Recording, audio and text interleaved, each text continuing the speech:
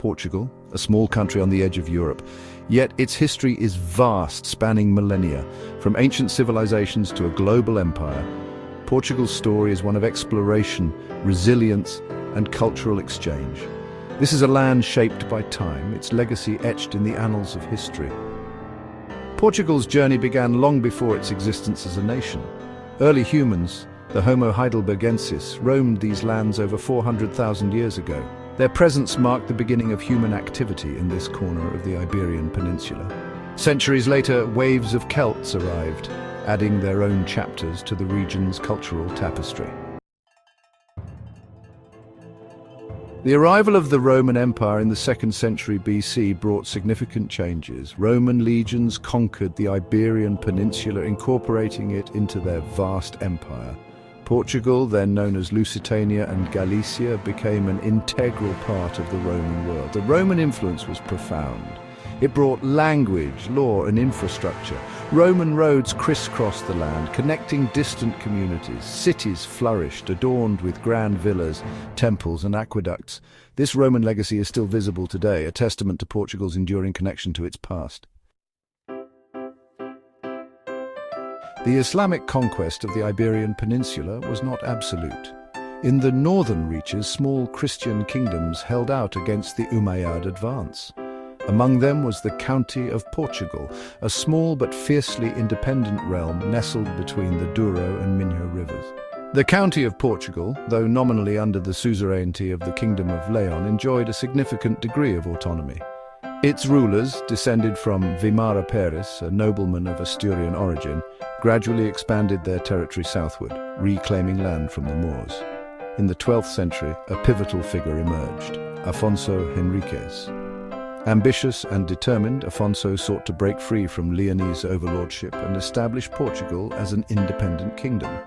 In 1128, he defeated his mother's forces at the Battle of Salma Med, consolidating his power and setting the stage for Portugal's independence. Afonso Henriques declared himself King of Portugal in 1139, a bold move that challenged the authority of his former overlord, King Alfonso VII of Leon. A long struggle ensued, culminating in the Treaty of Zamora in 1143. This treaty, brokered by the Pope, recognized Portugal's independence, marking the birth of a nation. With its independence secured, Portugal embarked on a period of expansion and consolidation. Afonso Henriques and his successors continued to push southward, wresting control of territories from the Almohad Caliphate, the successors to the Umayyads in Iberia. The conquest of Lisbon in 1147 marked a turning point.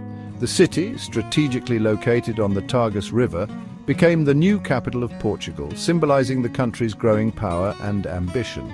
Lisbon quickly developed into a bustling port city, a hub for trade and commerce linking Portugal to the wider Mediterranean world. The 13th century witnessed the completion of the Reconquista in Portuguese territory. King Afonso III conquered the Algarve, the southernmost region of Portugal, in 1249, securing Portugal's present-day borders. With the Reconquista complete, Portugal turned its attention inwards, focusing on internal development and consolidation. The reign of King Dinis, known as the Farmer King, saw a period of significant cultural and economic growth. Dinis founded the University of Coimbra in 1290, one of the oldest universities in Europe, fostering a tradition of learning and scholarship.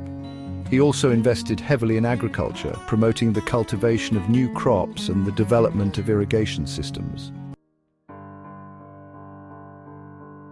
The 15th century marked a turning point in Portuguese history. With the Reconquista complete and the country enjoying relative peace and stability, Portugal turned its attention outwards towards the vast and unexplored Atlantic Ocean. This outward gaze was driven by a number of factors. The desire for new trade routes to the east, bypassing the traditional land routes controlled by rival powers, was paramount. The quest for gold, spices, and other riches fueled the ambitions of Portuguese merchants and explorers. At the forefront of this maritime endeavor was Prince Henry the Navigator, a younger son of King John I. A visionary leader and patron of exploration, Henry established a center for naval studies and shipbuilding in Sagres, at the southwestern tip of Portugal. Here he assembled cartographers, astronomers, shipbuilders, and navigators, pushing the boundaries of nautical knowledge and technology. Under Henry's patronage, Portuguese sailors embarked on a series of daring voyages. They explored the west coast of Africa, mapping its coastline and establishing trading posts. They discovered the Madeira Islands in 1419 and the Azores in 1427, adding these strategic outposts to the growing Portuguese Empire.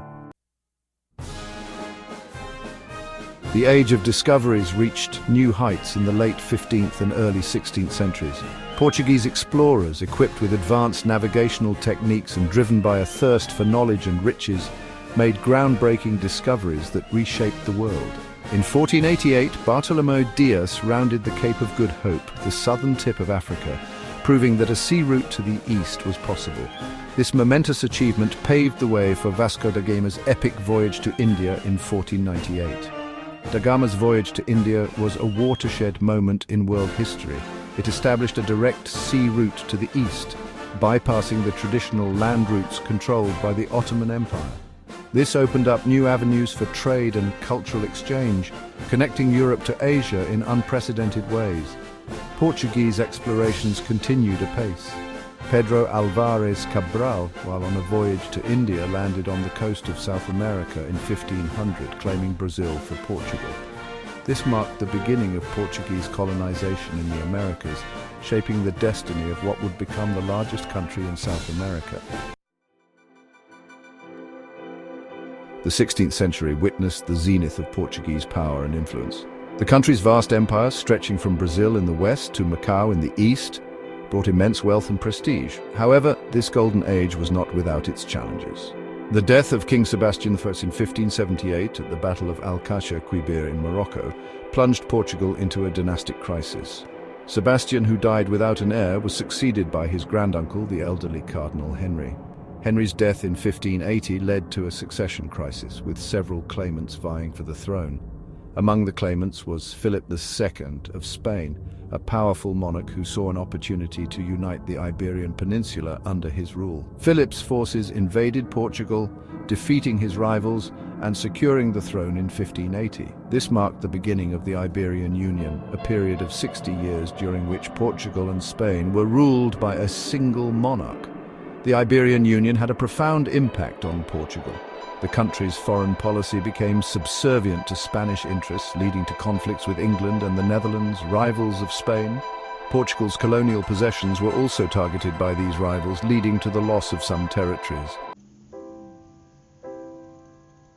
The 19th century was a turbulent period for Portugal, marked by political upheaval, economic decline, and social unrest. The Napoleonic Wars, which engulfed Europe in the early 1800s, had a profound impact on Portugal. In 1807, Napoleon Bonaparte's armies invaded Portugal, forcing the Portuguese royal family and court to flee to Brazil, then a Portuguese colony. The French occupation lasted until 1811, when British forces, allied with Portugal, drove the French out.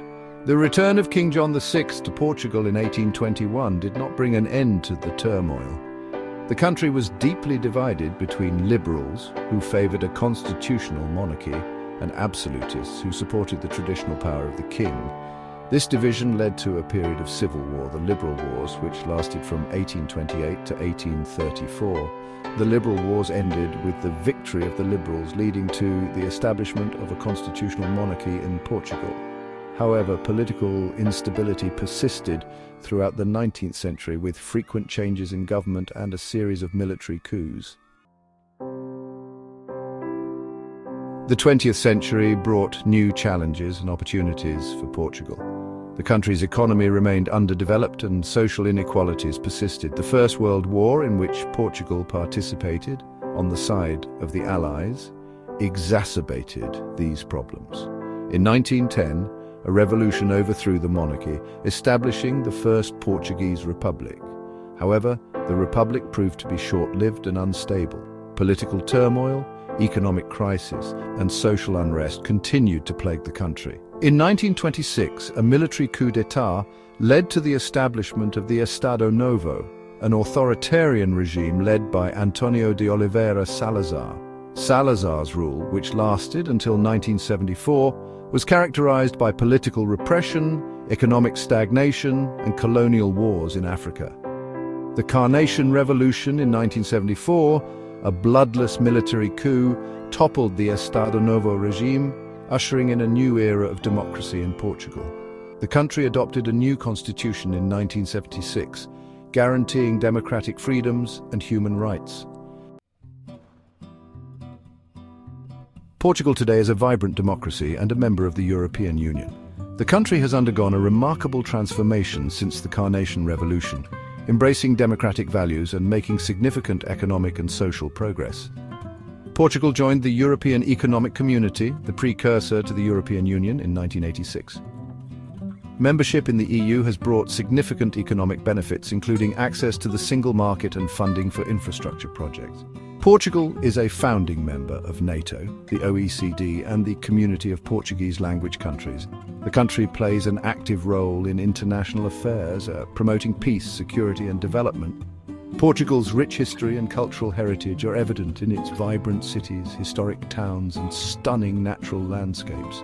From the cobbled streets of Lisbon to the rolling hills of the Douro Valley, Portugal offers a unique blend of history, culture, and natural beauty. As Portugal looks to the future, it does so with a deep appreciation for its past. The country's journey from ancient times to the present day is a testament to the resilience, creativity, and spirit of its people.